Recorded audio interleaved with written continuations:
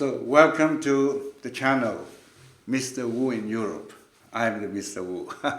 I'm going to share with you my view, being a Chinese living 50 years in Europe. I'm going to share with you how we view the world, how I view the world, and how I view particularly about China, Europe, and US, the most important regions of this world today. And today, first of all, I wish you all to have a very happy Chinese New Year's, because the year of rat has started, And unfortunately, I have to say, I know that some people, some Chinese people, cannot be so happy right now. And they are the people in the city of Wuhan, and also a few other minor cities in the same province of Hubei, because the whole city has become a quarantine. People are not allowed to go out, people are not allowed to go in. All airports, all railway, all motorway, all are stopped and sealed. The whole town is sealed, and you all know why.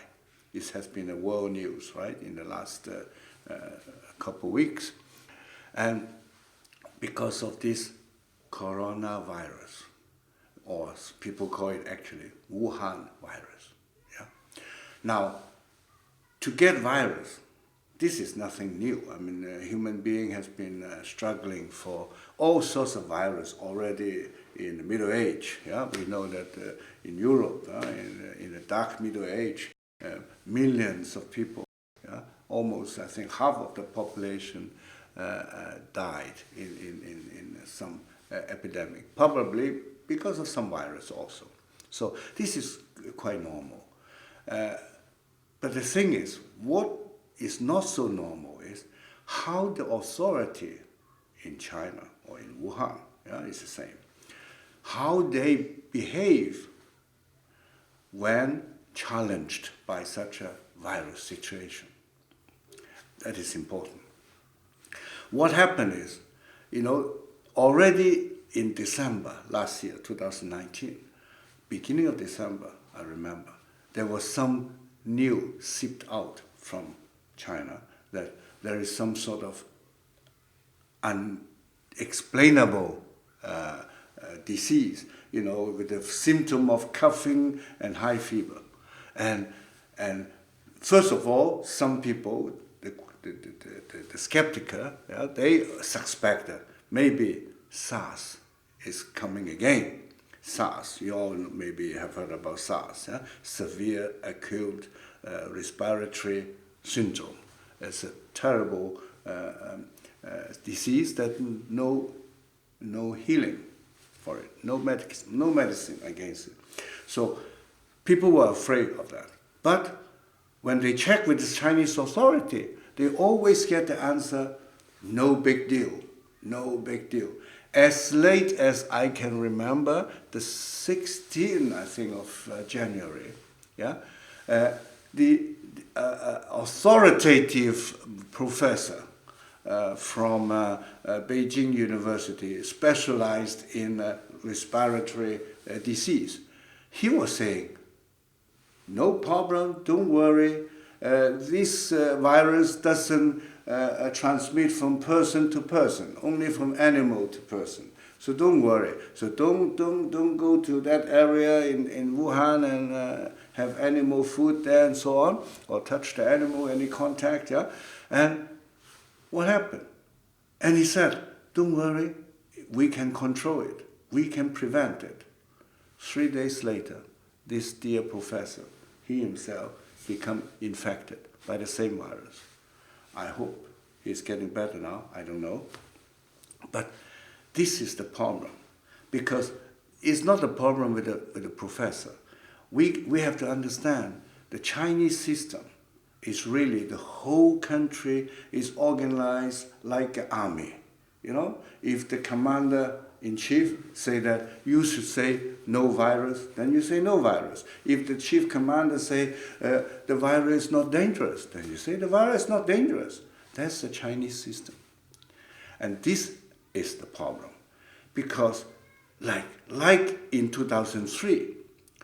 I recall very well, yeah, because I have relatives working in Hong Kong University, and there was a Chinese professor who came to Hong Kong to participate in a conference. In the evening, during the dinner time, he felt very bad, got sick. People, of course, the Hong Kong host looked after him, took him to the hospital, and then they found out he has been infected by an unknown virus, which caused symptoms like coughing and fever. And the Hong Kong hospital contacted, because this professor came from, if I'm not wrong, from Guangzhou in mainland China. So they contacted them to ask for more information. Nothing came. No, they know nothing. And later, it was shown that it was a lie. They kept secret several months since they discovered SARS. So we can ask ourselves, when did they discover Wuhan virus? Maybe also already a couple of months ago. Now, why is it so bad to keep it secret? Because if you keep it secret, there is no awareness among the people. So people will not prevent themselves from being infected. And people who may have been infected are not aware to be careful not to come into contact with other people.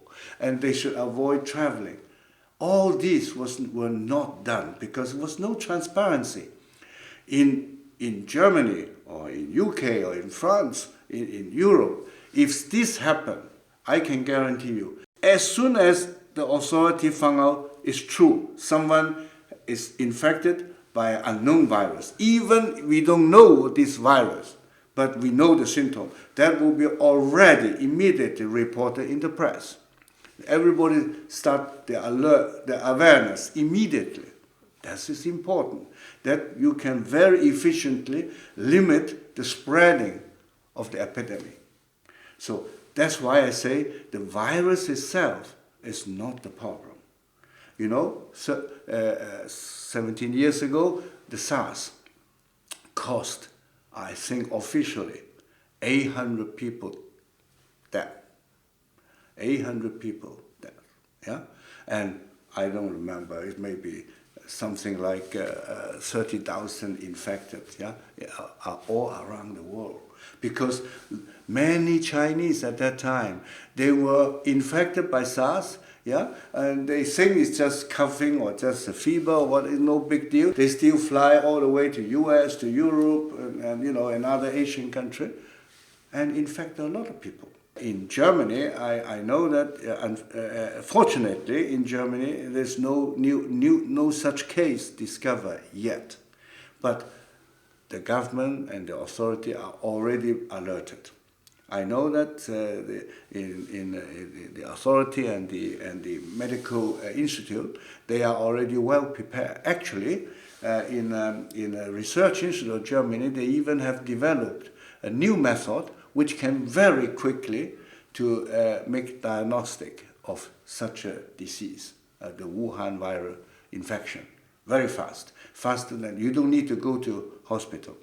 And I think in major airports in Germany, all flights from Wuhan, and probably also from, soon they will probably also do it, all passengers from flight from Beijing and Shanghai will be checked.